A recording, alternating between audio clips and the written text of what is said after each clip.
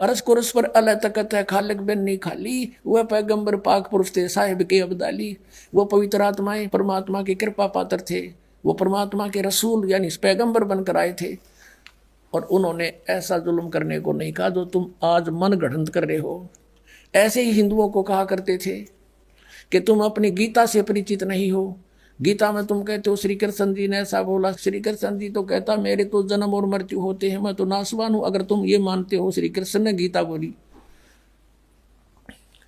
और वो कहते हैं 18वें अध्याय के 62वें श्लोक में कि अर्जुन तू सर्वभाव से उस परमेश्वर की शरण में जा, उसकी कृपा से परम शांति को सनातन परम धाम को प्राप्त होगा। तो परमात्मा ने कहा तुम मिसगाइड कर रहे हो, तुम्हारे वेदों और गीता में ये हरे कृष्ण राधे श्याम राधे ये मंत्र नहीं है, ये शास्त्र विदिता का मनमाना आचरण है। तुम आप भी नरक में जाओगे, अनुयायियों को भी ले जाओगे। इस बात से दोनों चढ़ गए, क्योंकि उनकी रोजी रोटी का सवाल। हिंदुओं के ब्राह्मण गुरु, मुसलमानों के काजी और पंडित। अब परमात्मा कहा करते थे कि हम इनको सच्ची बतावें, साच कहूं तो जग मारे और झूठ कही ना जाई हो, सच्चे को जग मानना नहीं झूठा जगपति आई हो। एक समय परमात्मा ऐसे ही कहा करते थे। सिकंदर लोधी बनारस काशी में चला गया, वहां मुसलमानों के जो पीर थे काजी थे उन्होंने, और ये दाव लग गया कि कबीर जो है हमारी बेइज्जती करता है। उन्हें शिकायत करी, हजारों की संख्या में इकट्ठे होकर कोई अन्य बोले भगवान हमारा तो जीना आराम कर दिया राजन, हम कहाँ जाएं, मुसलमान एक काफिर है हिंदू है। परमात्मा कहा करते ना हम हिंदू ना मुसलमान, हम ना हिंदू है ना मुसलमान, हम इंसान समझो मुझे। वैसे तो मैं भगवान हूँ पर तुम जिस तरह सोच रहे हो मुझे इंसान समझो। अब हिंदुओं के गुरु तेन कर दे मुसलमान है, और मुसलमान ने क्या कर दिया हिंदुओं वाले गीत गावे है यू हिंदू है यू काफिर है। तो सब ने शिकायत कर दी सिकंदर लोधी को कि हे भगवान वो तो नू कह है मांस मत खाओ, अपराधी प्राणी है वो, मांस भी ना खाता। और तरह गजब वही उस महापुरुष को तो कह जो मांस नहीं खाओ तो बुरा, और आप ये सारा जुल्म करेंगे नेक। और भगवान नो कहे, मैं अपने आप को कहता मैं भगवान हूँ, अल्लाह हूँ, खुदा हूँ। उस सिकंदर लोधी ने कहा भी क्या चाहते हो फिर तुम कि भगवान एक गऊ बिस्मल करेंगे उसके सामने, यदि वो गऊ को जीवित कर देगा तो हम मान लेंगे कि वो अल्लाह का रसूल है, क्योंकि हमारे हजरत मोहम्मद जी ने भी गऊ को मार के जीवित कर दिया था। अब परमात्मा कबीर साहब कहा करते हैं कि हजरत मोहम्मद जी ने गाय को तुम्हारे की तरह कत्ल नहीं किया था, उन्होंने तो वचन से मारी थी गाय, शब्द से, और वचन से जीवित कर दी। मांस नहीं खाया, वह तो जीवित कर दी थी, तुम जीवित कर नहीं सकते और बेस्मल करने लग गए। तरह के भैया कहते हैं मारी गऊ शब्द के तीरम, ऐसे होते मोहब्बत पीरम, और शब्द फेर जवाई अनसा रखा और मांस नहीं बखा, ऐसे पीर मोहम्मद भाई। कहते वो तीसरे महापुरुष थे, वचन से गा मारी थी, वचन से जीवित कर दी, उन्हें मांस नहीं खाया। और तुम रीस करते हो उस महापुरुष की और करते हो विपरीत कार्य सारे। लेकिन वह बात से यहाँ साथी कह देसी आंख में दोनों उंगली दे दी और लड़ पड़े, वो तो हो गए सर परमात्मा के। सिकंदर लोधी को शिकायत कर दी और कहा भगवान इस जालिम आदमी है, इनमें कहे मांस भी ना खाता वो। और मुसलमान कहे अपने आप को उसकी तो ना करा उससे के। तो आदरणीय गरीबदास साहिब जी ने परमात्मा के साथ बीती हुई घटनाओं को तुलसीदास जी की तरह कैसे सुनाया है। काशी जोरा दीन का ये काजी खिलस करनते, गरीबदास उस सहरे में झगड़े आन पड़नते। अब वहां मुसलमानों का जोर था। सिकंदर लोधी दिल्ली का बादशाह था मुसलमान, उसके अंतर्गत पूरा भारतवर्ष के छोटे नवाब नरेश आते थे।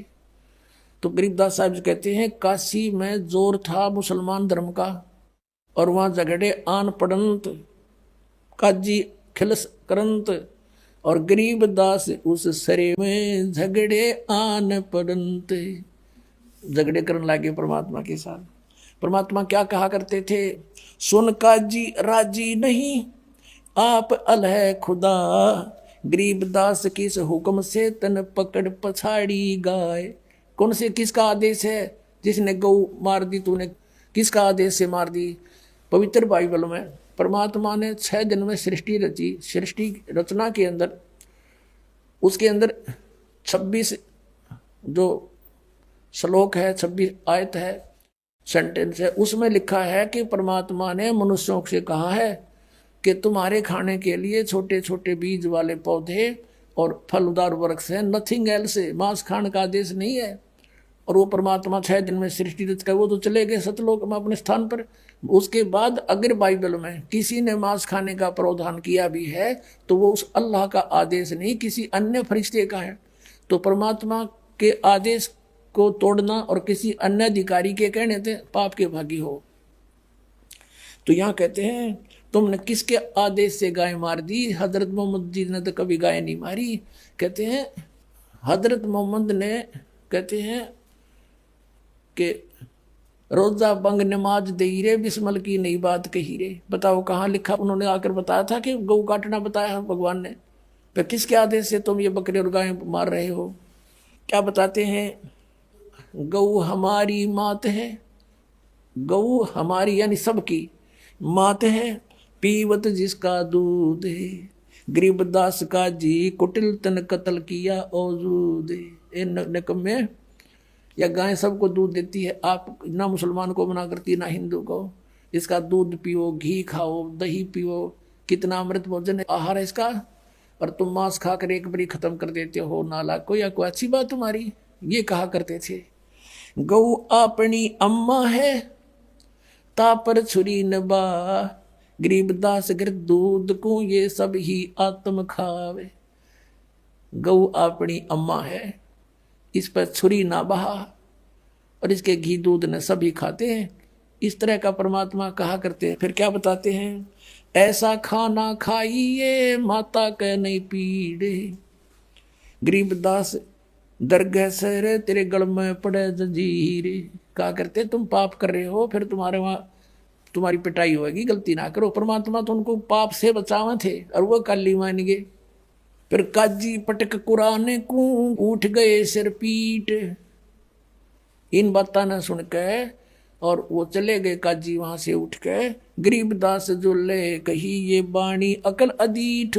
कदी यो के बात कही से न दानक ने जुलाए ने, जुल्हे दीन बिगाड़िया ये काजी आए फेरे। कहते हैं ना हमारा धर्म बिगाड़ दिया, ये तो उल्टी सुल्टी बात कहे है।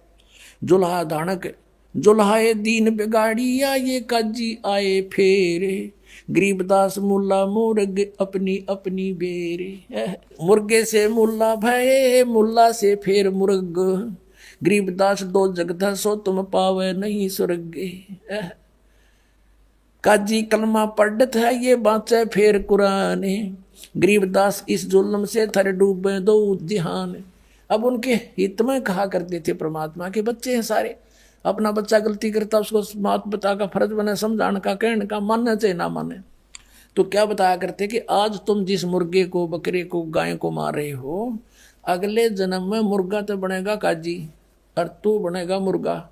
तेरी गर्दन यूं काटेगा, या तो टेट फॉर टेट है भाई, बदलेगा अदला देना पड़ेगा। पर वो काली माने तो उधर ठहरी उनका थोड़ी सी, वो मानना क्यों करे। अब क्या बताते हैं परमात्मा? दोनों दीन दया करो तुम मानो वचन हमारे। दोनों दीन, हिंदू और मुसलमान दोनों धर्म, तुम दया करो और मेरी बात न मान लो।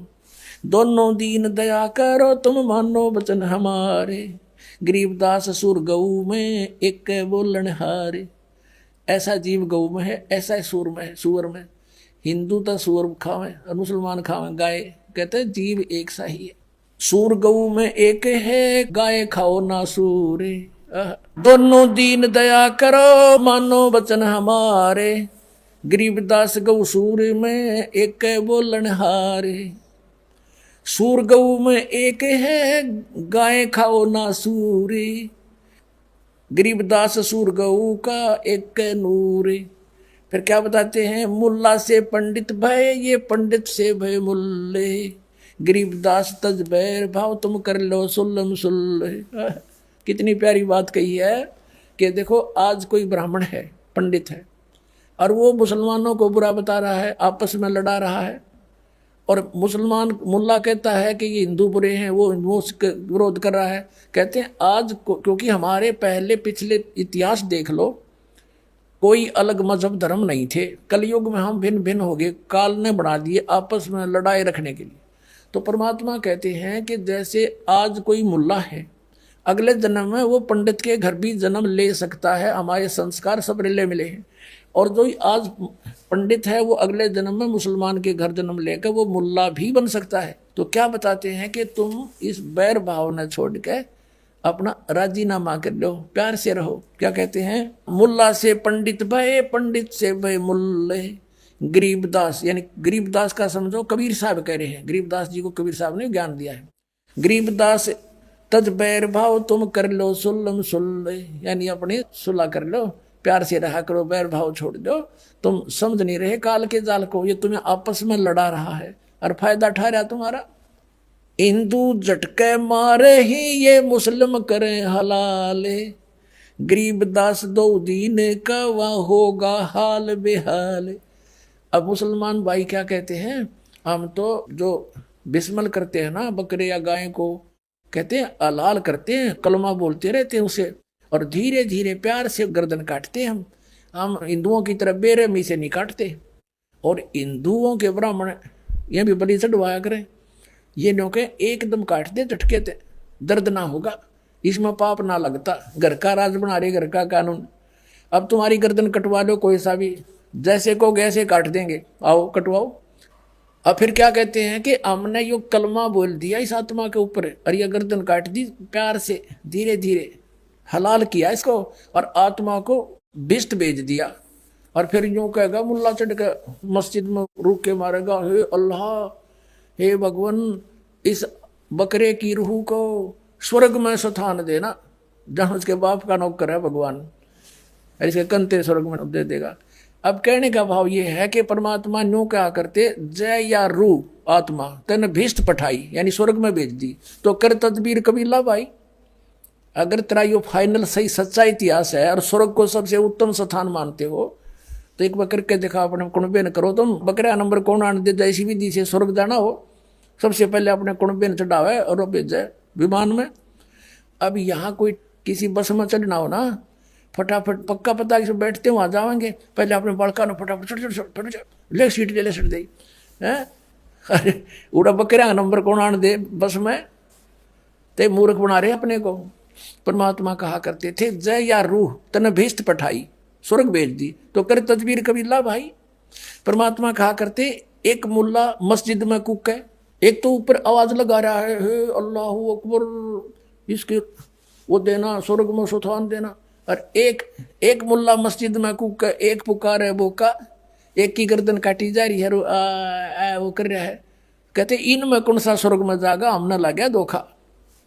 बकरा थोड़ा कटन लाग रहा और मुल्ला वहां शोर मचा रहा, इनमें से कौन सा स्वर्ग में जाएगा, कोई सा भी ना जा।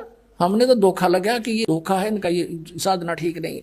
अब फिर क्या बताते थे परमात्मा, हिंदू झटके मारे ही ये मुस्लिम करें हलाले, गरीबदास दो दीन का थारा होगा हाल बेहाल। हिंदू और मुसलमानों को कहा थारा दोनों आगे बिरान बैठी होगी जो इस तरह पाप कर रहे हो। बकरी कुकड़ी खा गए ये गऊ गधेरा सूरे, गरीबदास उस भिस्त में तुमसे अल्लाह दूरी। तुमने निकट ना दे इसे अपराधियों को भगवान, तुमने सोचो स्वर्ग में जाओगे।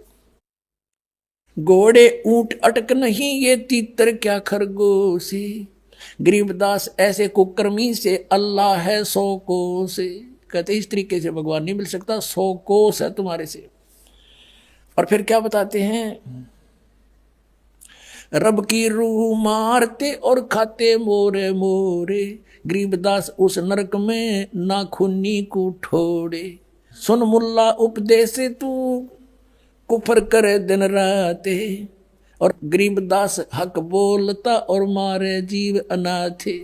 कहते हम तो हक कर रहे हैं, हम न्याय कर रहे हैं, हलाल करके मारते हैं, कलमा बोलते हैं। कहते ऐसे जुल्म कर रहा है और कह मैं हक कर रहा हूँ, सही कर रहा हूँ। सुन का जी कलिया किया।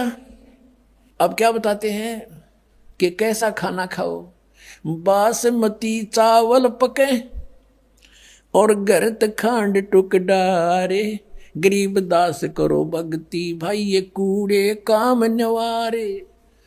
दिखाने का बता तरीका कि बासमती चावल पकाओ और थोड़ी सी बूरा और घी डाल के खाओ, दे किस आनंद आओगा। गंद खाने लग रही माँ से, कोई कुत्ता मरा पड़ा हो एक्सीडेंट में देखा उसका मांस बिखरा पड़ा, वो भी जो गलानी आदमी ने, और तुम इसने खाओ। और ये खाना है बासमती चावल पके गरत यानी घी खांड टुकडार। और गरीबदास फिर करो भक्ति ये बूढ़े काम नवार, कूड़े काम छोड़ दो, बुरे काम छोड़ दो। कबीर साहब कहते हैं गरीबदास जी तो वैसे तुलसीदास जी की तरह उनकी कही हुई को दोबारा बोल रहे हैं। फिर आगे क्या बताते हैं, फुलके धोवा दाल कर हलवा रोटी खा। और बढ़िया भोजन खाना चाहता है, एक दाल रोटी और हलवा पूरी खा ले, तेरा गणा जी करे है भाई अच्छे आहार खाने को। दो फुलके धोवा दाल कर, धोई हुई दाल जैसे मूंग की कह रहे धोई हुई दाल है, और फुलके बढ़िया फुलके बना। फुलके धोवा दाल कर तू हलवा रोटी खाए, गरीबदास काजी सुनी भाई मांस मिट्टी ना खाए, मांस मिट्टी ना पका। अब इस बात तो दुखी होकर के सिकंदर लोधी वहां पहुंच गया। वहां फिर सारे इकट्ठे होकर मुसलमान और हिंदू सब पहुंच गए।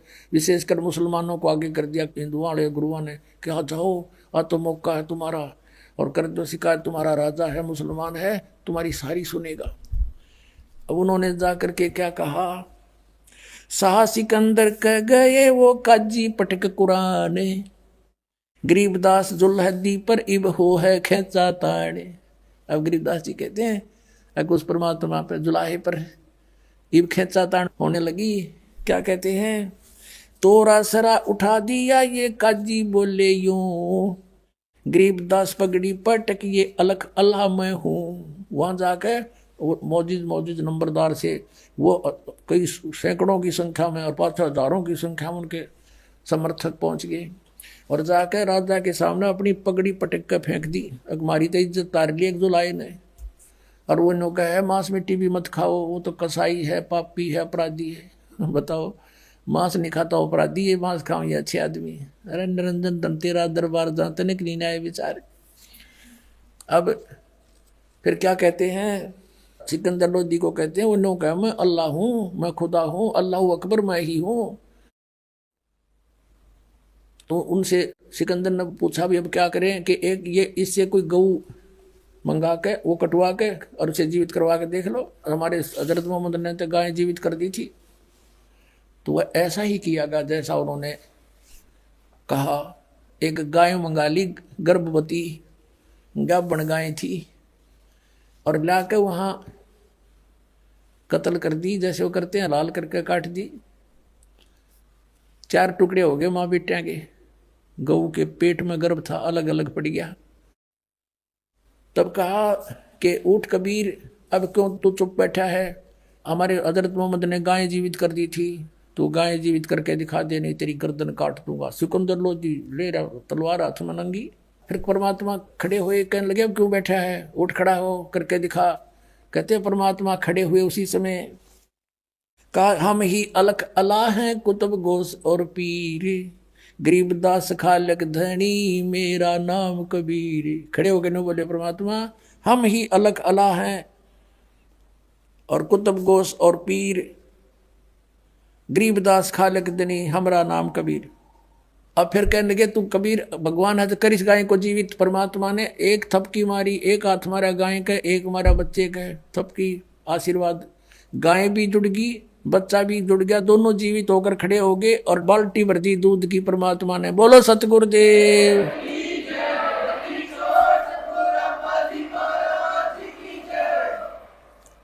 अब परमात्मा क्या कहते हैं, गरीबदास साहब जी कह रहे हैं शाह सिकंदर देख कर बहुत हुए मुस्कीने, गरीबदास उस सरे की अब थरके दोनों दीने।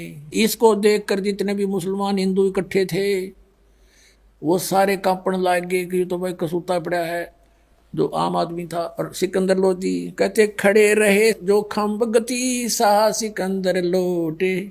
परमात्मा वहां खड़े, हर सिकंदर लोधी ने जब ये देखा करामात, दंडवत प्रणाम किया उस परमात्मा को। अब परमात्मा कहते हैं अगरम मगरम छाड़ दे मान हमारी सीख, गरीबदास कैसा से वो बंक डगर है लीक, काजी मुल्ला उठ गए वो सा कदम जदली ने, गरीबदास उस दुल्हदी की ना कोई सरवर की ने, काजी मुल्ला भग गए वो गातन पोतन ला दे, गरीबदास गति को लखे वो जुल्हा अगम अगा दे।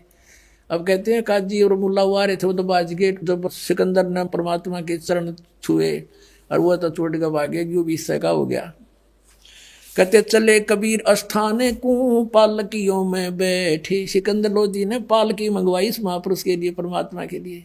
और पालकी हुआ करती जैसे पीछे देखा होगा, ये पानी भरा करते, एक आगे भी मटका जैसे तराजू कैसी हुआ करती, पूरा लठ बांध कर कंधे उधर के ले जाया करते, ऐसे पालकियों में ले जाया जाता था। बीच में पालकी एक पालना सा लटका दिया करते, बढ़िया कक्ष बना के, आगे पीछे उसको आदमी उठाकर चलते थे। वो सबसे यानी वीआईपी का जो है वही वाहन था वो, समझ लो। तो पालकी में बैठा के परमात्मा को, कबीर जी को, और फिर उनके घर तक छोड़ने के लिए गए अपने आत्माओं। अब उन्होंने जब सब जगह सब तरह देख लिया कि तुम्हारी किसी तरह भी दाल नहीं गली, यो ज्ञान में आज्ञान देता नहीं, और इस तरह भी इसने ऐसी घटना कर दी, सिकंदर लोधी भी इसका साथी हो गया। तब उन्होंने एक और चाल चाली कि झूठी चिट्ठी लिख दो कि कबीर भंडारा करेगा और इसके पास खाने को कुछ होगा नहीं, और वो आओगे साधु महात्मा दूर दूर से,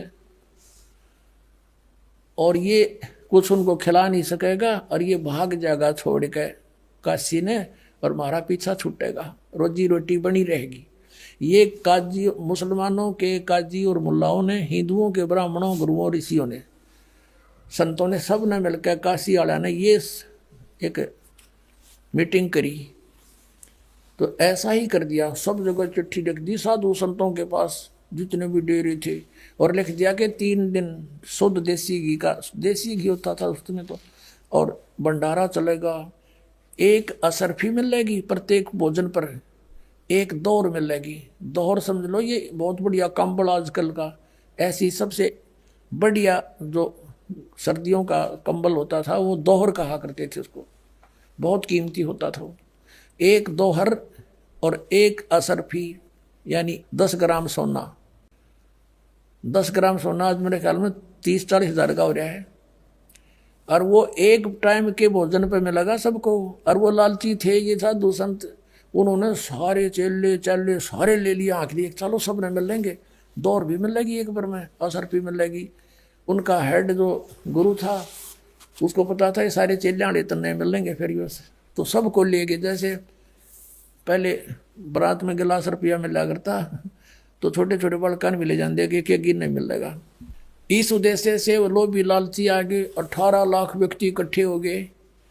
परमात्मा हमें शिक्षा देना चाहते हैं कि तुम भगवान से इतना मांगा करो, ज़्यादा मत मांगो, ज़्यादा तो फजूल है, अपने भी कर्म बिगाड़ो और यहाँ आस्था रह जाएगी। कहते साईं इतना दीजिए जिसमें कुटुंब समावे, हम भी भूखे ना रहे, अतिथि ना भूखा जावे। अब परमात्मा कैसी लीला करते थे, एक झोंपड़ी में रहा करते, अनंत कोट ब्रह्मांड के संचालक, सबके दाता, हमारे लिए हम एक ट्रेलर करके गए, उदाहरण पेश करके गए, और जो भी कपड़ा बुनने से मेहनताना आता था उसमें से भी भोजन जोगा रख के बाकी बांट दिया करते, रिक्वायरमेंट अपनी फैमिली का रख के बाकी बांट दिया करते। परमात्मा की फैमिली कोई अपना नहीं थी। एक लड़का मेरा आजीवित किया था, एक लड़की, और 2 मुँह बोले माता पिता जो उनको लहर तारा तालाब से उठा के ले गए थे। ये 5 सदस्य थे, उनके लिए जो भी आवश्यक होता वो रख लेते, बाकी का धर्म कर देते थे, भक्तों को बुलाते, सत्संग करते और भंडारा कर देते थे। तो इस प्रकार किया करते थे, संचय नहीं करते थे। विश्वास हमें बताते हैं कि तुम अगर ऐसे विश्वास रखोगे मेरे पे और घड़ा जोड़ने में समय अपना बर्बाद ना करो, ये समय बार बार नहीं मिलता, तो फिर जब तुम्हें कोई आपत्ति आवे बीगी, किसी निकम्मे के द्वारा भी कोई समस्या दी जाएगी, तो मैं आगे खड़ा पाऊंगा और ऐसे मदद करूंगा। कैसे? जैसे परमात्मा ने करके दिखाई। 18 लाख वो साधु संत आगे, सारे चेले चाला न लेकर आदरणीय रविदास जी, परम पूज्य कबीर परमेश्वर जी, ये ज्यादातर इकट्ठे रहा करते थे। और रविदास जी ने देखा बाहर फ्रेश होने गए सैर सपट्टे को, सुबह सुबह देखा, जहाँ देखो वहीं बाबा जी, जहाँ देखो वहीं महात्मा जी। उनसे पूछा कैसे आए हो महापुरुषों? तो वह कहने लगे, अरे काशी वालों, तुम कौन सी दुनिया में रहते हो? तुम्हें मालूम नहीं हम इतनी दूर से आ गए हैं। अरे यहाँ एक कबीर है, जुल्हा कबीर, और वो भंडारा कर रहा है भाई, भंडारा में आए हम। रविदास जी तो समझ गए क्या फेर बला गिर दी किसी इन नकम्या ने परमात्मा पे। रविदास जी ने पूछा तुम्हें कोई पत्थर चिट्ठी गया है? कहाँ देखो, सब ने चिट्ठी दिखा दी। रविदास जी कित के फरेसों थे उल्टे आ गए, वापस आके गए कबीर साहब की झोपड़ी में और कहा महाराज आज तो अपनी काशी छूटेगी, ये शहर छोड़ना पड़ेगा अपने को।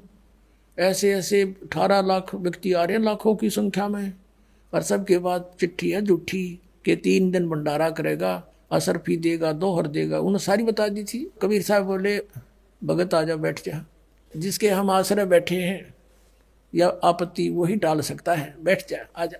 और दरवाज़ा बंद कर ले भाई, दरवाज़ा खोल लें कोई नहीं आपा, और शाम हो जाएगी मैं निकल जाऊंगा यहाँ से अपने लेकर सारे परिवार को, ये तो रविदास मुझे जीने नहीं देंगे।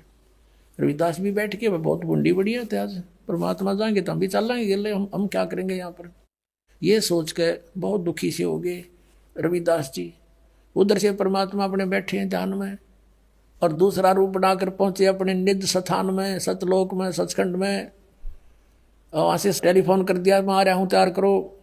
9 लाख बैल वहीं तैयार किए, उन्हीं हंस आत्माओं को बैल बनाया, और उन्हीं के ऊपर बना बनाया वहाँ का भोजन, पूड़ी कचौरी हलवा खीर दही बड़े जलेबी लड्डू खुरमे हैं, और पूरी सब्जी कई कई प्रकार की दही के माठ भर भर कर चल पड़े। 1 सेकंड में नीचे पृथ्वी पर सारे के सारे 9 लाख बैल, उनके ऊपर गधे का बोरा होता जैसे ऐसे बोरों में ऊपर रखा माल कती बढ़िया। और साथ में वहीं से भक्त आए गणे, वहाँ सेवा करने वाले सतलोक से 18 लाख आदमियों को जमाना कोई हंसी खेल है।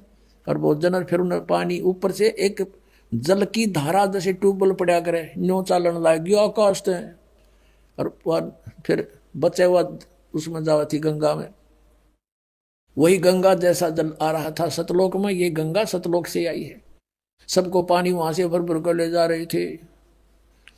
अब क्या हुआ, सिकंदर लोधी के पास भी चिट्ठी गिर दी, क्या आज पता लगेगा उसने। शेख तकी एक उनका धार्मिक गुरु था, उनकी सबकी मिलकर ये एक मीटिंग से काम हुआ था। अब सिकंदर लोधी दिल्ली का बादशाह के पास भी चिट्ठी पहुंच गई। शेख तकी ने कहा जी आपका न्योता आया है, आपके गुरुजी बुला रहे हैं, चलोगे? अब सिकंदर लोधी बोला जी गुरुजी बुला रहे हैं तो मैं क्यों ना चलूंगा, अवश्य जाऊंगा। अब सिकंदर लोधी के गुरुजी कैसे बने थे ये लंबी कहानी है, कल बताएंगे, अभी सिंपल इतना ही कहें। तो सिकंदर लोधी हाथी पर बैठ के काशी की तरफ प्रस्थान करा, हजारों की संख्या में सैनिक बॉडीगार्ड ले लिए, शेख तकी साथ में। आज पता चलेगा इसका, ये क्या अगरताल ला रहा है तो खुदा आ रहा है, आज वो मिलेगा ही नहीं इसको। अब वहां कर देखा, क्या देखा शेख तकी ने और सिकंदर लोधी ने, कि उधर से परमात्मा दूसरा रूप धारण करके एक केशव बंजारा बनके, बंजारा कौन होता था, एक बिजनेसमैन को बंजारे कहा करते थे। वो बंजारे किस टाइप के होते थे कि बैलों के ऊपर खांड बाजरा ज्वार लाद के ट्रांसपोर्ट करा करते थे, एक मंडी से दूसरी मंडी में। आजकल तो ट्रक हो गए, फिर बैलगाड़ियां होगी थी, उससे पहले केवल बैलों के ऊपर सामान रख कर ले जाते थे। 100 200 200 400 बैल इकट्ठे लाइन पंक्तियों में ले जाया करते थे, रास्ते थे नहीं, यही ट्रांसपोर्ट का साधन था। तो ऐसे केशव नाम दूसरे रूप से मालिक आए गए और टेंट लगा दिए ना, सफेद सफेद सब जगह। और कहते हैं वो जितने भी आए थे ना हंस वहां से और बैल, उनके जमीन पर पैर नहीं टके थे, 6 इंच ऊपर चल रहे थे। अब वो मालिक जाना उनकी लीला, या तो पैर टेकते हैं पाप लग गई सी बूढ़ी पृथ्वी, जगह जगह जीव मरते हैं कदम रखते ही। ऐसे ही वो हंस जो वहां से भक्त आए थे उनके भी नो के नो, और तंबू लगा दिए। उन तंबुओं के अंदर पाड़ की पाड़ घेर दिनों, जैसे 18 लाख आदमियों के लिए कोई एक प्रांत में तावा को नहीं।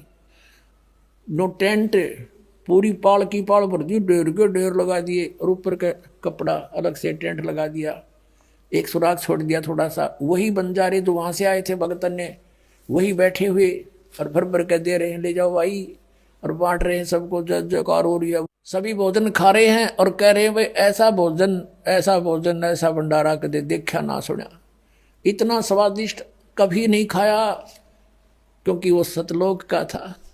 सिकंदर लोधी जब वहां पर आया, साथ में उसका शेख तकी पीर जो ईर्षा करता था कबीर भगवान से, उन्होंने वहां आकर देखा, पूछा कि भाई कबीर साहब को कहाँ है। तो वहां के लोगों ने बताया कि कबीर साहब का तो पता नहीं, ये एक टेंट में बैठा है, एक व्यापारी बिजनेसमैन सा दिखा है, सेठ, और ये कर रहा सारा भोजन भंडारी का व्यवस्था। सिकंदर लोधी उसके पास गया, उससे पूछा आप कौन हो, आपका क्या नाता है भगवान कबीर जी से। केशव रूप में खड़े बंजारे ने कहा कि राजन, वो कबीर जी मेरे पगड़ी बदलियार हैं, मेरे धर्म भाई हैं, और उनकी चिट्ठी गई थी मेरे पास कि एक छोटा सा भंडारा है, कुछ सामान लेते आइएगा। ये दास हाजिर बैठा है। अब वो शेख तकी नो कह रहे तरह गजब हो, यो तो इसने छोटा भंडारा बताओ है।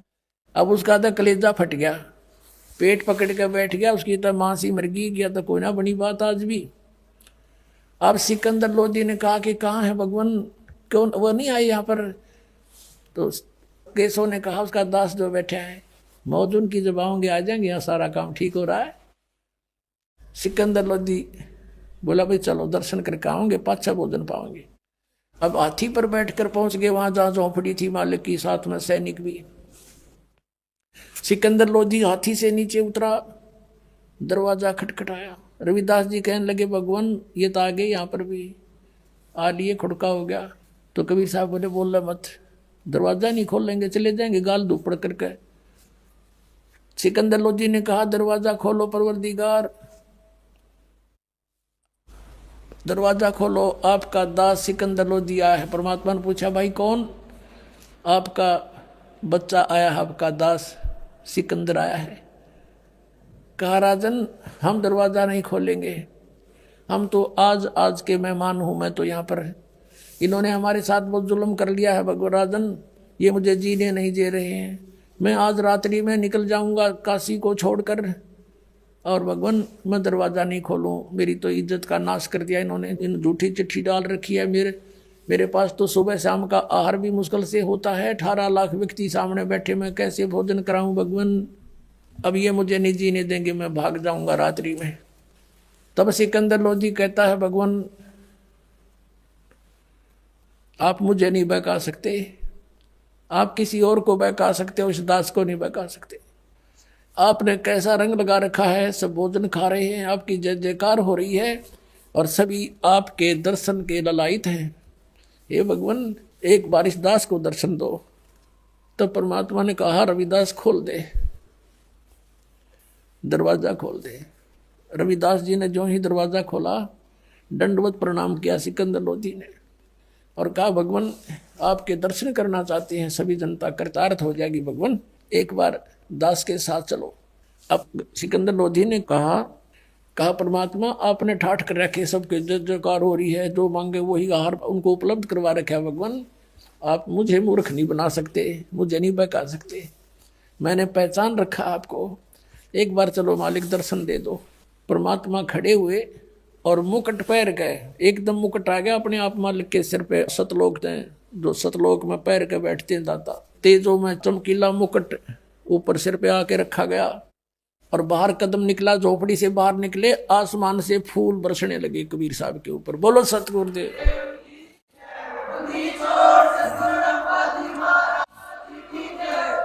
रविदास जी उनके ऊपर चवर करने लगे। सिकंदर लोधी ने कहा भक्त दास को सेवा दे दो, आप तो रोज ही सेवा लूटते हो। सिकंदर लोधी परमात्मा पर चवर करने लगे, और हाथी की अंबारी होती थी, एक कक्ष, एक रूम बना करते थे राजा के लिए, हल्की सी लकड़ी का, बहुत सुंदर। उसके 4 दरवाजे होते थे, चारों दरवाजे खोल दिए, यानी बिल्कुल कोके के डंडे डंडे से रह गए।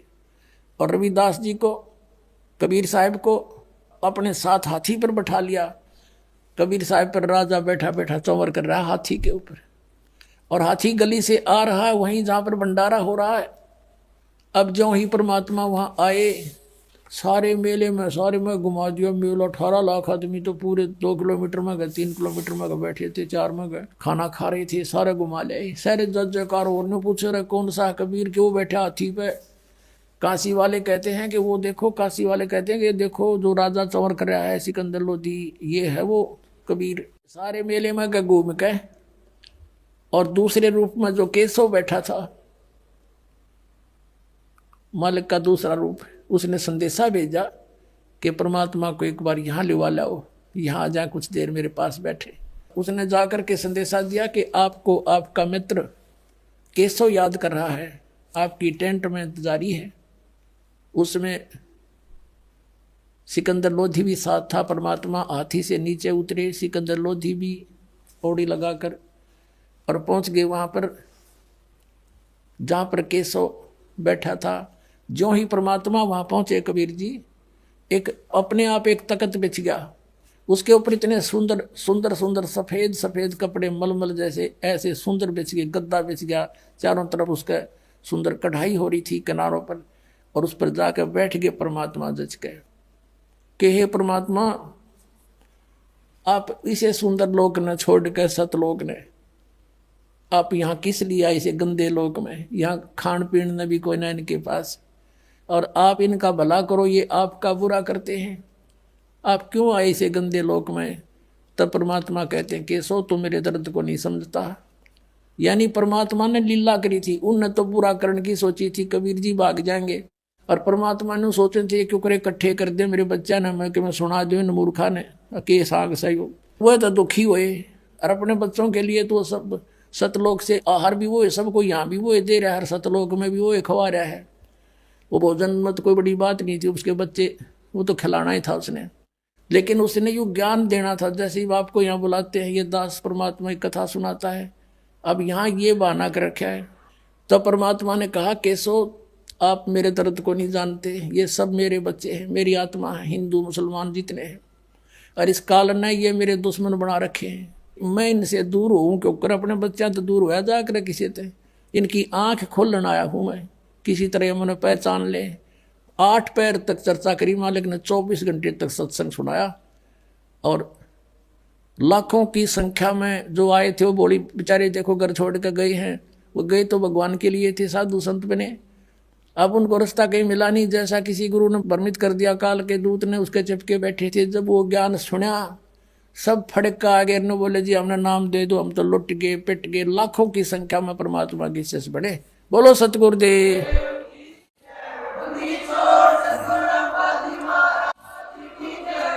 और 3 दिन तक कितनी बार किसी ने भोजन खाया, 2 बार खाओ, 4 बार खाओ, चाहे 10 बार खाओ, इतनी बार दौर और असर भी दे रहे थे।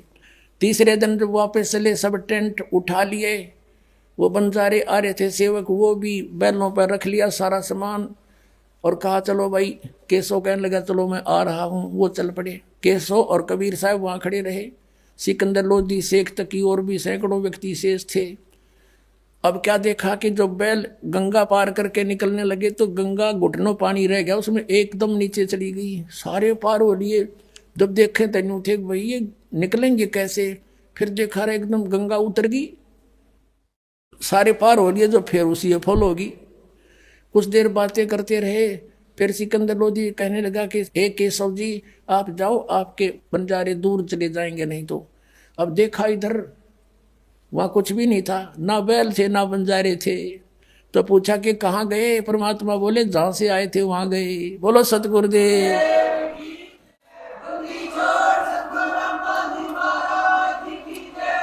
अब कबीर परमात्मा के अंदर वो केशव आड़ा रूप न्यू का न्यू देखते देखते अंदर समा गया। अकेले कबीर परमात्मा वहां रह गए।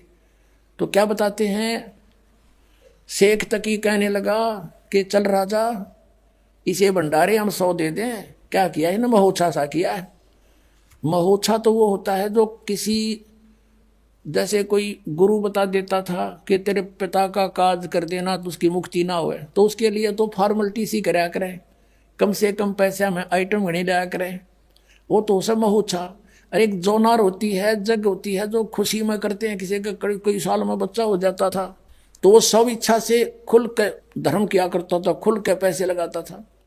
तो उसके विषय में बताते हैं गरीबदास जी कि कोई कहे जग जोनार करी, सब भगत अच्छी आत्मा थी वो ठाठ कर दिए। ईसा यज्ञ ईसा जोनार कर दे, देखा न सुना, वो महान आत्मा तो न्यू करते हुए गए। और शेख तक की गाड़ी देने के किए जाना ही इसी से हम 100 भंडारे कर दिया, के कराया है ना, मोह सा कराया है इसने। तो कहते हैं कोई कहे जग जोनार करी, कोई कहे मोह छा, भाई बड़े बड़ाई करा करें गाड़ी का डे ओछा। बोलो सतगुरुदेव।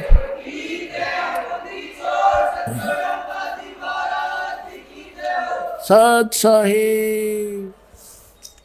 तो परमात्मा कहते साईं इतना दीजिए जिसमें कुटुंब समावे, हम भी भूखे ना रहे, अतिथि ना भूखा जावे। तो पुण्यात्माओं, परमात्मा के सामने इतने अतिथि आगे थे, सबका भंडारा भर दिया। परमात्मा कहते हैं कल पे कारण कौन है कर सेवा नी काम, और मन इच्छा फल दूंगा जो पड़े मेरे ते काम। ये धनी का काम था भाई, नो खड़े हो जाएंगे आपके सामने आकर जब कोई आपत्ति आओगी, विश्वास रखना। बोलो सतगुरुदेव।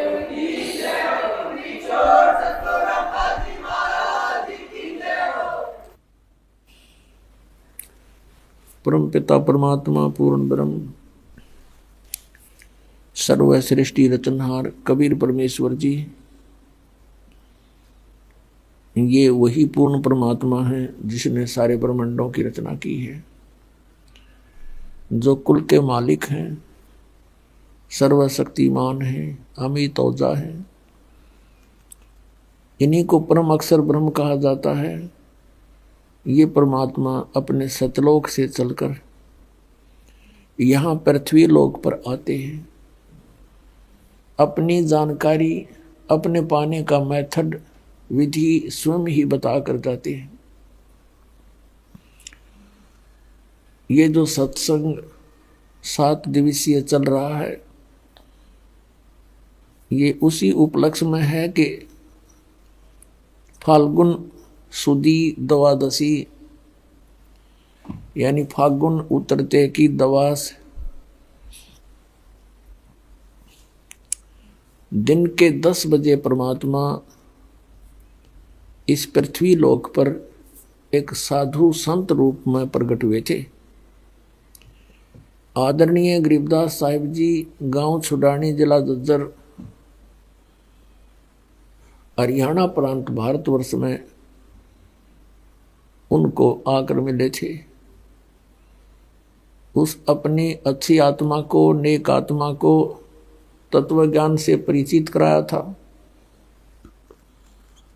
अपना सचखंड सतलोक दिखाया था, सभी ब्रह्मांडों की, सभी इन देवों की स्थिति से परिचित करवाया था, और फिर उस आत्मा को वापस पृथ्वी पर शरीर में छोड़ दिया था। उस पुण्यात्मा गरीबदास साहिब जी ने आंखों देखा परमात्मा का सब ऊपर का जो ज्ञान है, आंखों देखा वर्णन किया। गरीबदास साहिब जी ने कहा कि हम देखा सो सच है और सकल प्रपंच, हमने जो देखा और बताया ये सत्य है, बाकी जो भी आपको ज्ञान प्राप्त है वो व्यर्थ है। ऋग्वेद मंडल नंबर 9 सूक्त नंबर 86 मंत्र 26 और 27 में, ऋग्वेद मंडल नंबर 9 सूक्त 82 मंत्र 1, 2, 3 में, ऋग्वेद मंडल नंबर 9 सूक्त 1 मंत्र 8 और 9 में, ऋग्वेद मंडल नंबर 9 सूक्त 20 मंत्र 1 में, ऋग्वेद मंडल नंबर 9 सूक्त 96 मंत्र 16 से 20 में, ऋग्वेद मंडल नंबर 9 सूक्त 94 के मंत्र 1 में। इनमें ये वैसे तो बहुत सारे, ढेर सारे मंत्र हैं जो परमात्मा की महिमा को बताते हैं। इन मंत्रों में जो अनुवाद करता है वो उनका स्वयं का जो मानना है कि परमात्मा निराकार है। और वो उनका अनुवाद करता वही है जो परमात्मा को निराकार बताते थे। वो कौन है? महर्षि दयानंद के अनुयायी, उसके उसके चेले, उन्होंने अनुवाद किया हुआ है। और यह मेर मालिक की कि उन्होंने ये यथार्थ अनुवाद कर दिया, जबकि वो भगवान को निराकार मानते, उनका फाइनल फैसला है ये। वो सुनना भी पसंद नहीं करते कोई ये कह दे भगवान नर आकार है साकार है। और ये खेल मालिक का देखो, उन्हीं के करकमलों से वेदों का अनुवाद सही यथार्थ करवा दिया। उनको शायद ध्यान भी ना होगा हमने क्या लिख दिया, क्योंकि परमात्मा बड़े दयालु हैं, उनके हाथ में सब रिमोट है। यदि ये दास अनुवाद करता, दास अनुवाद करेगा वो तो कति 100% सही होगा, ये तो आप सत्य मान लेना, क्योंकि हमने सत्य का सहारा मिला हुआ है। हमारे को सत्य साहेब, सच्चे भगवान कबीर परमेश्वर का सिर पर पंजा प्राप्त है, तो हम जो कहेंगे वो सारी ही सच्ची होंगी। लेकिन परमात्मा के बच्चों को इस दास की बात पर इतना विश्वास नहीं हो पाता, क्योंकि उनको ये कहने का अवसर मिल जाता कि रामपाल किया हुआ अनुवाद कैसे विश्वसनीय हो सकता है, क्योंकि वो संस्कृत भाषा नहीं जानता। और यही बिजली अभी तक गिरी हुई थी। परमेश्वर ने 600 वर्ष पहले ज्ञान दे दिया था, जो वेदों में, पुराणों में, गीता में विद्यमान है, कुरान में विद्यमान है, बाइबल में विद्यमान है। और इन काल के दूतों ने, ऋषि महर्षि ब्राह्मणों ने, काजी और मुल्लाओं ने ये कह करके परमात्मा को रिजेक्ट कर दिया था कि ये अशिक्षित है, ना ये फारसी जानता, ना उर्दू पढ़ा, ना ये अरबी पढ़ा, और न ही ये संस्कृत भाषा जानता है, तो ये झूठ बोलता है। और ये स्वाभाविक है, ये मान लेना कि जो संस्कृत नहीं जानता और वो संस्कृत के सदग्रंथों के बारे में जो बात कहे और उसके विपरीत दूसरे संस्कृत भाषा जानने वाले कहें, तो उसकी बात विश्वास नहीं हो सकता। ऐसा ही बना रहा। आज भी ये ज्यों की त्यों स्थिति रह जाती यदि दास अनुवाद करता और फिर आपको समाज में या भक्तों को देता, तो उनको विश्वास नहीं होता और ये कमजोरी और रह जाती। अब परमात्मा परमात्मा ही होता है, उसका कोई भी कार्य, उसमें कोई भी कार्य में त्रुटि नहीं हो सकती। अब इन्हीं के द्वारा लिखवा दिया सच्चाई, अब आपके रूबरू कराते हैं। परमेश्वर ने 600 वर्ष पहले कहा था, परमेश्वर कबीर देव जी ने, कबीर साहब ने, कि वेद मेरा भेद है, मैं ना मिलूं वेदन के माही, और जौन वेद से मैं मिलूं वो वेद जानते नहीं। चारों वेद मेरी महिमा का गुणगान करते हैं, लेकिन मैं उन वेदों में वर्णित विधि से प्राप्त नहीं हो सकता, क्योंकि मेरे पाने की विधि उसमें नहीं है, वो गुप्त रखी है परमात्मा ने। वो लिखी थी सूक्ष्म वेद में, काल ने नष्ट कर दी। फिर परमात्मा उस ज्ञान को देने के लिए स्वयं चल कर आते सतलोक से। अब आपको उन वेद मंत्रों से रूबरू कराते हैं जो उन्हीं के अनुवाद है, और उन्होंने थोड़ा बहुत कोई त्रुटि की भी है तो उससे ही सोल्व हो जाती है वो प्रॉब्लम। ये देखिएगा ऋग्वेद, ये 9-10 मंडल इकट्ठा ही अनुवाद है। ये कहाँ से प्रकाशित है ये देखिए। प्रकाशक हैं सार्वदेशिक आर्य प्रतिनिधि सभा, महर्षि दयानंद भवन, रामलीला मैदान, नई दिल्ली। ये इनके फोन और फैक्स नंबर है।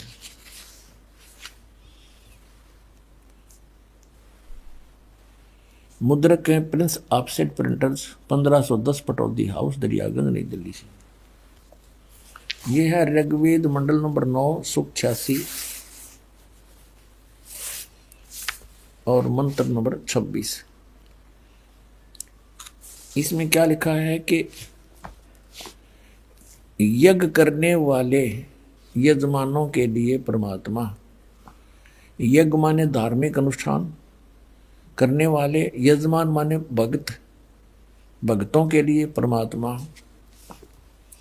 सब रास्तों को सुगम करता हुआ उनके विघ्नों को मर्दन करता है, उनको पवित्र करता हुआ और अपने रूप को सरल करता हुआ वह कांतिमान मैं परमात्मा। यहाँ इन्होंने क्या कर दिया, ये शब्द है कबीर। हम वह को वह बोलते हैं, जैसे वेदों को वेद बोलते हैं, तो यहाँ हम इसको कबीर बोलेंगे, कबीर अपनी भाषा में।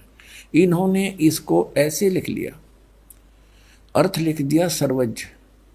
अब कोई भी कवि सर्वज्ञ नहीं होता, कवि का अर्थ काव्यकार लिख देते तो भी जच जाती, लेकिन महिमा परमात्मा की चल रही है तो यहाँ कवि शब्द है, इसका अर्थ है कबीर देव।